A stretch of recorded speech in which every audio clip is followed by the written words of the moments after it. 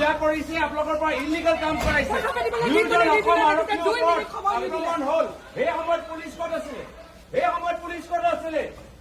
10 জনৰ নাম মন্ত্ৰীয়ে ল'লে। 10 জনৰ ভিতৰত এই 8 জনক আপোনালোকে ধৰিব পৰা নাই। অসম আৰক্ষী ইমান দুৰ্বল নেকি?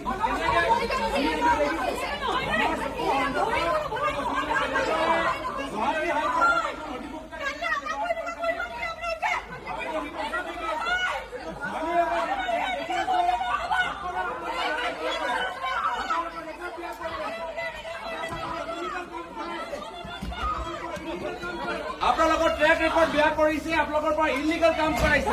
দুজন অসম আৰক্ষীৰ ওপৰত আক্ৰমণ হ'ল। সেই সময়ত পুলিচ ক'ত আছিলে? সেই সময়ত পুলিচ ক'ত আছিলে? 10 জনৰ নাম মন্ত্ৰীয়ে ল'লে। 10 জনৰ ভিতৰত এই 8 জনক আপোনালোকে ধৰিব পৰা নাই। অসম আৰক্ষী ইমান দুৰ্বল নেকি? লখিমপুৰৰ পৰা গুৱাহাটীলৈ আহিছে, লখিমপুৰৰ পৰা গুৱাহাটীলৈ আহিছে, কিন্তু অসম আৰক্ষীয়ে যে 2জন বিষয়াক যে আটক কৰিলে, আক্ৰমণ কৰিলে, তাত ক'ত? অসম আৰক্ষী ক'ত?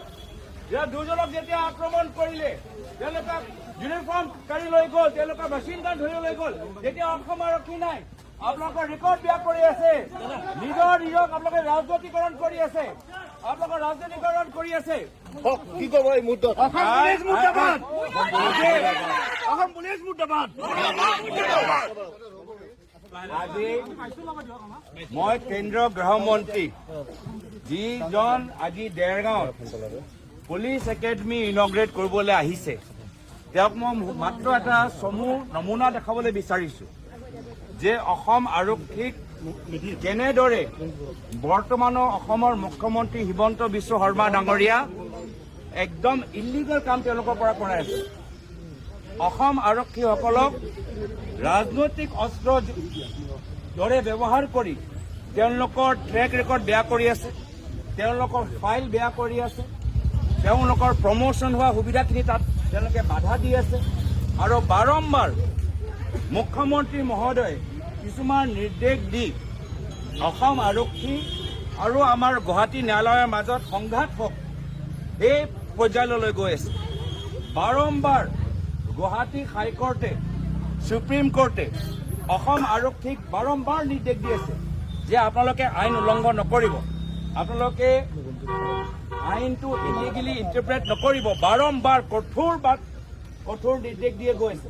তথাপিও বৰ্তমানৰ মুখ্যমন্ত্ৰী আজি অসম আৰক্ষীৰ পৰা এনেদৰে কাম কৰাইছে। নগাঁৱত 2জন আৰক্ষীৰ ওপৰত বৰ আক্ৰমণ হ'ল, তেওঁলোকক কেনেদৰে মাৰিলে, পিটিলে, সেইসকলক ক'ত গ'ল?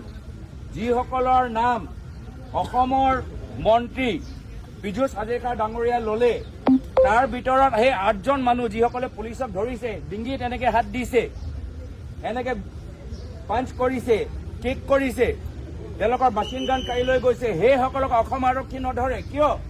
তেওঁলোকে বিজেপি দলৰ সদস্য। আৰু আজি এজন গুৱাহাটীৰ এজন অধিবক্তা মুখপাত্ৰ মাত্ৰ এটা টুইটৰ কাৰণে আমাক যি খবৰ দিছে, এটা টুইটৰ কাৰণে লখিমপুৰৰ পৰা ইমান পুলিচ বাহিনী আহিছে, কিন্তু যেতিয়া নগাঁও যেতিয়া 2জন কনষ্টেবলৰ ওপৰত ইমান বেয়াকে তেওঁলোকক মাৰিলে, পিটিলে, এতিয়া তেওঁলোকক অসম আৰক্ষী ধৰিব পৰা নাই। আজি অসম আৰক্ষী এনে একো সন্মান নাই। মই গৃহমন্ত্ৰী অমিত শ্বাহ ডাঙৰীয়াক নমুনা দিছো কি চাওক, এয়া হৈছে মুখ্যমন্ত্ৰী হিমন্ত বিশ্ব শৰ্মা ডাঙৰীয়াৰ নেতৃত্ব অসম আৰক্ষী বেয়া ব্যৱহাৰ। যেতিয়া 2জন আৰক্ষীৰ ওপৰত আক্ৰমণ হয়, তেতিয়া মুখ্যমন্ত্ৰী নিমাতিকনীয়া হৈ থাকে যেতিয়া 2জন আৰক্ষীৰ ওপৰত আক্ৰমণ হয়। আজি কি মানৱ ডেকা ভগৱান নেকি? আজি কি পীযুষ হাজৰিকা ডাঙৰীয়া ভগৱান নেকি? আজি হিমন্ত বিশ্ব শৰ্মা ডাঙৰীয়া ভগৱান নেকি? আজি গোটেই বিজেপি দলটো ভগৱান নেকি? অসমৰ মানুহে আৰক্ষীক পিটিব পাৰে, কিন্তু ভগৱানৰ বিৰুদ্ধে মাত মাতিব নোৱাৰে, ভগৱানৰ বিৰুদ্ধে টুইট কৰিব নোৱাৰে, মানৱ ডেকা ডাঙৰীয়াৰ বিৰুদ্ধে টুইট কৰিব নোৱাৰে, পীযুষ হাজৰিকা ডাঙৰীয়াৰ বিৰুদ্ধে টুইট কৰিব নোৱাৰে, হিমন্ত বিশ্ব শৰ্মা ডাঙৰীয়াৰ বিৰুদ্ধে টুইট কৰিব নোৱাৰে, আৰু বিজেপি দল হলে পুলিচক পিটিব পাৰে।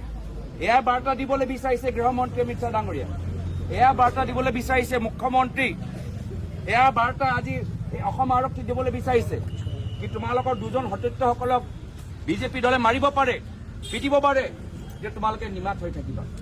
আৰু যদি অসম আৰক্ষীক আমি ইলিগেল অৰ্ডাৰ দিওঁ, যি অৰ্ডাৰ তেওঁলোকৰ ট্ৰেক ৰেকৰ্ড বেয়া কৰিব, যি অৰ্ডাৰ তেওঁলোকৰ প্ৰমোশ্যনত বাধা দিব, যি অৰ্ডাৰ তেওঁলোকৰ ওপৰত পিছত গৈ কেছ হ'ব, যি অৰ্ডাৰ পিছত গৈ গুৱাহাটী হাইকোৰ্ট ছুপ্ৰিম কোৰ্টত তেওঁলোকে হাজিৰ হ'ব লাগিব, এনেধৰণৰ কামখিনি কৰাইছে। এনেধৰণৰ কামখিনি কৰি আজি কাক তেওঁলোকে বিপদত পেলাইছে? অসম আৰক্ষীক।